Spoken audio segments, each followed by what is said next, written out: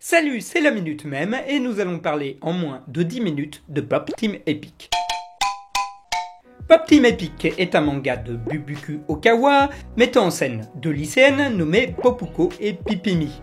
Connu pour son humour absurde, le titre a vu son audience s'élargir suite à son adaptation en dessin animé au début de l'année 2018. Avant d'aborder sa popularité dans la culture geek, parlons un petit peu de son créateur. Bubuku Okawa, parfois surnommé Cube, est un mangaka japonais qui s'est fait connaître en 2008 par une petite BD d'Ojin parodique autour du personnage de Chen dans Toho Project. Pour rappel, Chen est un personnage de Yokai Chat et elle est souvent représentée par les fans comme une petite gamine avec une tête de chaton. Et c'est pour cela que Cube la représente avec un petit museau en forme de 3 inversé, un visage qui deviendra sa marque de fabrique et qu'il réutilisera pour d'autres mangas comme Honeycomb Shatka, Hyper Ultra Girlish et bien entendu Pop Team Epic. Et pas Pop Epic Team comme le voudrait la logique. Prépublié sur le site du manga Lifewin depuis le mois d'août 2014, Pop Team Epic raconte les histoires de deux lycéennes de 14 ans dont les noms sont un jeu de mots sur le titre. Principalement basé sur un humour absurde et surréaliste, le manga fait de nombreux clins d'œil à la culture geek, qu'elle soit japonaise ou occidentale, et parodie ouvertement les codes d'autres mangas, quitte à verser dans le méta. Et dans le troll aussi. Énormément. Ainsi, la maison d'édition Takeshobo a fini par annuler Pop Team Epic afin de prépublier en février 2016 un autre manga comique de Cube nommé Oshiro Girl Drop et racontant les mésaventures d'un garçon qui découvre que suite à une promesse faite gamin, il est maintenant fiancé contre son gré à Sosogu, une jeune fille belle, adorable et chanteuse dans un groupe d'idoles. Oh, le pauvre. Au bout de quelques pages, Popuko révèle qu'elle est derrière le personnage de Sosogu, amorçant la saison 2 d'une nouvelle prépublication de gag. Il faut dire que le gag sur Oshiro Girl Drop n'en est pas resté là. Ainsi, lorsque le 1er avril 2017, le site de streaming Crunchyroll parle de la sortie prochaine de l'anime Oshiro Girl Drop, il cache derrière le gag l'annonce de l'adaptation de Pop Team Epic. Prévue pour octobre 2017, la première saison arrive en janvier 2018 et commence elle aussi par les fausses premières minutes de l'anime Oshiro Girl Drop. Mais ça n'est pas le seul troll offert par la production du dessin animé. En effet, celui-ci est diffusé en double. Chaque épisode de 15 minutes est répété une seconde fois. Dans la première version, Popuko et Pipimi sont doublés par des femmes, dans la seconde, par des hommes. De plus, si 90% de l'épisode est identique, certains dialogues, détails ou gags changent d'une version à une autre, forçant les spectateurs les plus acharnés à se taper les épisodes 2 fois. À cela s'ajoute le fait que le duo chargé de les doubler change à chaque épisode, et que sur certaines séquences, les voix ne sont plus les mêmes. Du coup, on doit être à la diffusion de l'épisode 7, et Popuko et Pipimi ont déjà été doublés par plus d'une trentaine de personnes. Pas mal pour un petit dessin animé que ses créateurs qualifient volontairement de merdique. Le manga est de type Yonkoma, un format où les gags, très souvent indépendants les uns des autres, sont découpés en 4 cases. Très populaire au Japon, le Yonkoma peut être considéré comme la version verticale du comic strip en 4 cases américain. Là où le dessin animé fait preuve d'intelligence, c'est qu'il est moins une adaptation du manga qu'une extension de son délire. En effet, si l'on trouve des adaptations, des gags de la BD, une grande partie du dessin animé est basée sur du matériel original. De plus, l'impression de chaos est renforcée par le fait qu'au sein de la production, plusieurs structures travaillent de façon indépendante. Le graphisme, l'animation et l'humour pouvant complètement changer d'un gag à un autre. Le nom de l'auteur du gag est d'ailleurs mentionné en bas de l'intertitre entre chaque séquence.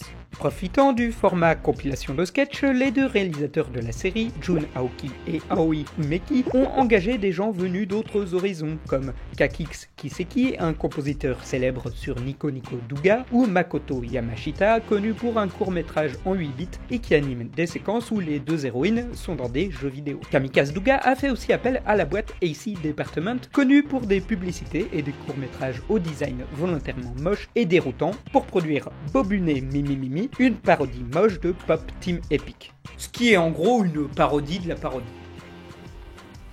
Si comme moi, vous regardez l'animé, vous vous êtes peut-être demandé quel était ce garçon français qui apparaissait au début de certains sketchs.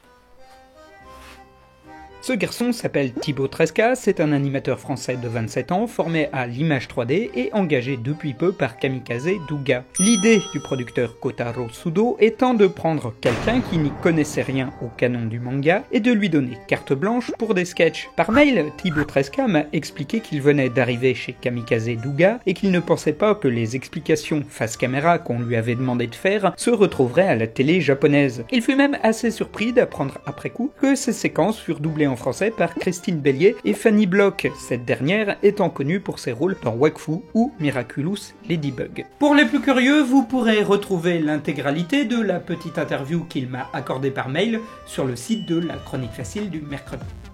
À tout ce bazar s'ajoutent des séquences clipesques avec des marionnettes et des fausses bandes annonces pour le prochain épisode de Oshiro Girl Drop. Ce qui fait de Pop Team Epic une œuvre très en phase avec le côté doujin, ainsi qu'un certain esprit de récup d'internet, au point qu'il en devient même difficile de différencier un fan art d'un dessin officiel.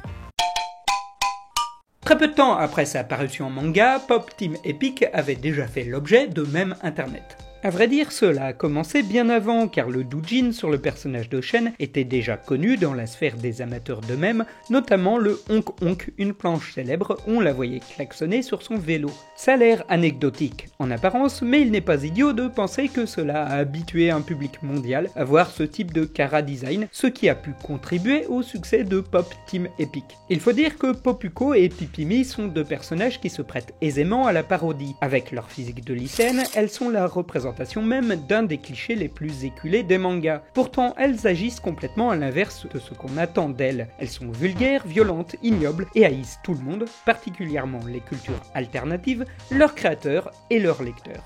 Ainsi, le gag où Popuko achète un hambaga et insulte la vendeuse qui la reprend, ainsi que celui où Pipimi achète une voiture hybride afin d'écraser des gens sans faire de bruit, était connu et parodié depuis 2015.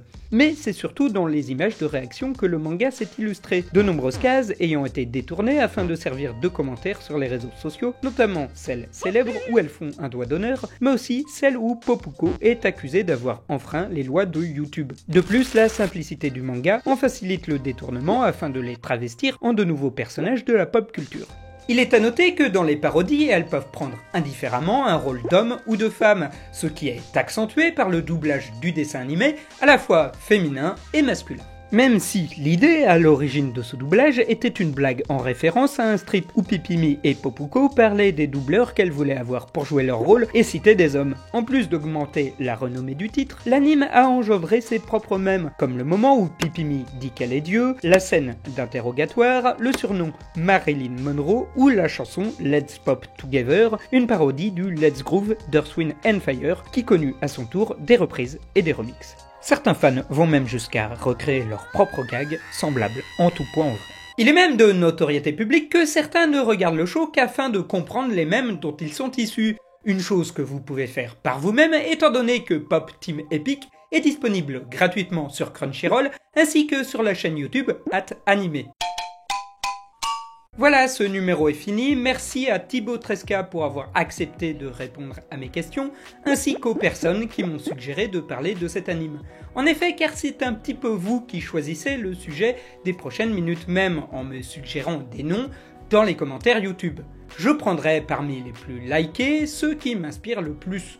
N'hésitez pas non plus pour soutenir l'émission à passer sur ma page Tipeee ou à commander un de mes petits guides sur les mêmes internet. N'hésitez pas non plus à vous abonner et à cocher la petite cloche, car si vous ne le faites pas, je viendrai personnellement chez vous pour vous forcer à le faire.